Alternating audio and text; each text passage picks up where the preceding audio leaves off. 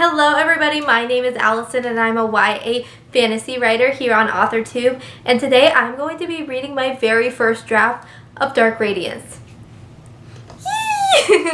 I filmed this video before and it was supposed to go up last week, but I've been having some camera difficulties, so I apologize for that. But let's just get on into reading the first draft. I am going to give you a short little synopsis of Dark Radiance. If you follow me on my other social medias, you probably know a lot about Dark Radiance and a little bit more. My beta readers describe it as Supernatural meets Buffy meets The Craft. It follows a girl named Liliana Caldwell. She's 17 years old and she's been in the foster system. When she was younger, her older brother Nathaniel used to tell her these nightmarish bedtime stories which would give her really bad night terrors and sleep paralysis.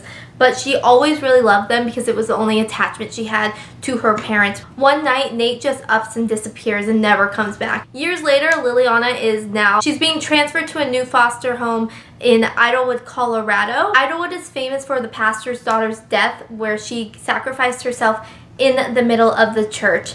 And this has now made the whole town cursed and also haunted by the pastor's daughter. So when Lily arrives in Idlewood, she is determined to find out more about this pastor's daughter, who there seems to be more to the story, and automatically she meets the Faye twins, who she becomes best friends with, and Aspen and Asher kind of take her under their wing.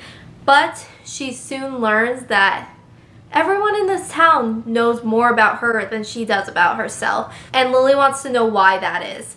So as she's digging deeper into the secrets of Idlewood, she finds out that she walks amongst God's creatures, both the fallen and his elite angels who walk the earth.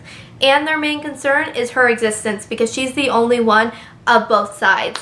Because she is the first of her kind, being a daughter of both sides, she has been developing these crazy powers which the council does not want in the world. So their main concern is getting rid of her. And Lily has to prove herself to the council that she is not a danger to society, along with being tempted by a green-eyed devil, which she can't seem to stay away from. So Lily has a lot on her plate. Throw in Claire Holloway, the pastor's daughter, haunting her every second, and a red-headed angel who won't leave her alone with the nickname Night Monster. Lily doesn't know what to believe anymore.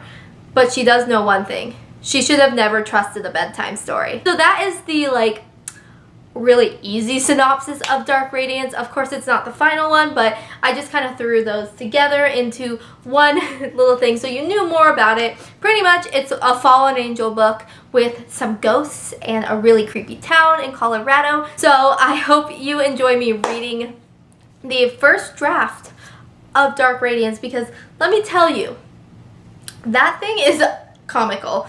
And I'm gonna grab it. So this is the first draft of Dark Radiance. I started writing this book in the bowels of Disney when I worked for them, and I would hide in a corner on my spare shifts and just kind of chill out in the corner with my headphones on and a blanket and some snacks, and wait for my name to be called if they needed me or if I was gonna go super great, and I would write the novel.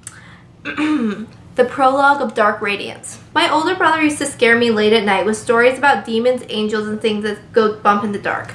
One, my book doesn't have demons in it. So, that was just one thing that, I don't have demons in this book. Maybe in the next book, I don't know. I don't know if a demon's gonna pop up, but I don't have them in this book. So, I don't know why I was calling them demons.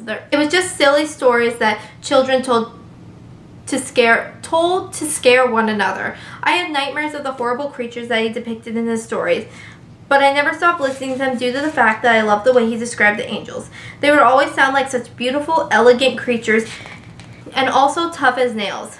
While the demons were just the fallen rebels who couldn't handle the pressure that God put on them, so they broke the rules.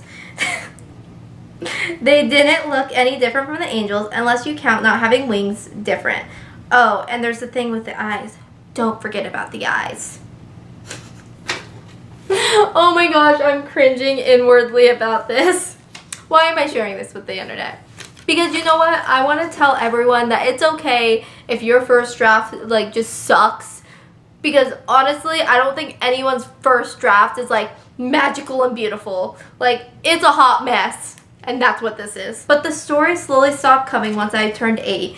He was distant and then disappeared from the foster home we called home for the time being. Gone without a warning and impossible to catch like smoke. Maybe that's why my parents named him Nathaniel. The name means angel of fire, and once a fire is put out, all it leaves is a trail of smoke to follow.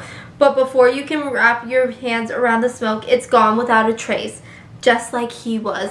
Although I never met my parents, so it could have just been a coincidence. OMG, like I see so many errors in that I just want to fix, but you know what? It's okay, because this is not the story at all anymore. Like, honestly, it's a totally different book from this first draft, which I'm proud to say that it is. Here's another passage, chapter 17, but it's not 17 anymore. That's what I got after the tantrum I threw. Everyone in the house knew I was not going to stay quiet about everything. But on the flip side, Asher's one condition about me getting my answers was him getting answers about what happened last night. I don't know what you're all staring at me for. I'm waiting for you to start, I said as we sat on the long wood table that was in the dining room. Each person lined each side. I sat at one head of the table. Staring across from me was Gabe. I knew he had heard what I had said, and I wasn't excited about spilling the vision I had of him to everyone in the room. Delaney laughed and shook the mop of hair out of the ponytail holder. Not going to happen. You're going to spill what happened last night, and then we'll get to the juicy parts.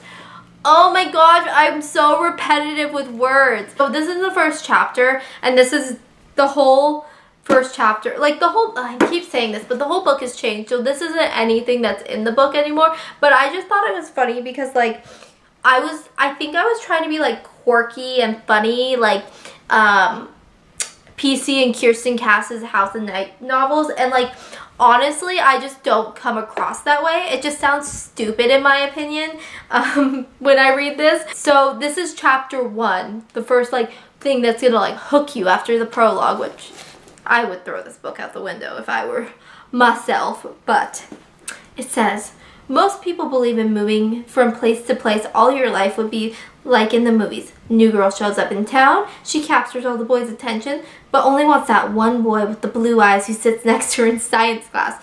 They fall in love and live happily ever after with kids and a dog. Sorry to tell you that it never happens that way. I know from experience. I've moved exactly 12 times in my life to new foster homes. I've never had a magical romance that sparked out of nowhere, just stares and whispers of why I transferred in the middle of the year. Most of the rumors are quite comical when they get back to me. It was really too bad my life was nothing but boring, with nothing adventurous ever happening around me, unless I involved a caseworker and a new home, but most people wouldn't call that an exciting life. I don't know why, like, I guess it's not as bad as I think, but I just, like, I find it cringy because, like, it gives more, like, a lightheartedness to Dark Radiance, and honestly, Dark Radiance is pretty, it's not crazy dark, it's not, like, American Horror Story dark, but it does have its dark parts, and I feel like this just, like, doesn't go along with the story at all anymore, but I really like how I threw in the, she only wants the boy with the blue eyes in the science class, because when I wrote this, that was, like, the thing, like, everyone met in science class, and everyone, like, in books, everyone met in science class, and everyone had a science class together, or, like, English class, and, like, I can't say anything, because, like, the twins and Lily have history class together, but, like, there's a reason for that, you'll find out why, but, like, they don't meet in history class, they just have history class together,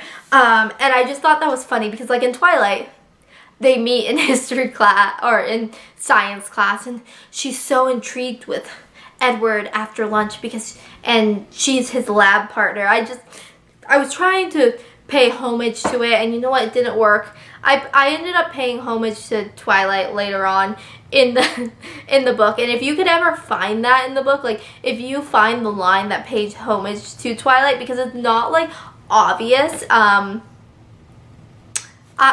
I'd probably send you, like, a free signed book, because, like, honestly, that line, it's like my pride and joy, and I giggle every time I read it. Anyways, that was me reading my first draft of Dark Radiance. If you want me to do this again once Dark Radiance comes out and I can like actually pick scenes that like give away the plot a little more because it's been out, I can definitely do that.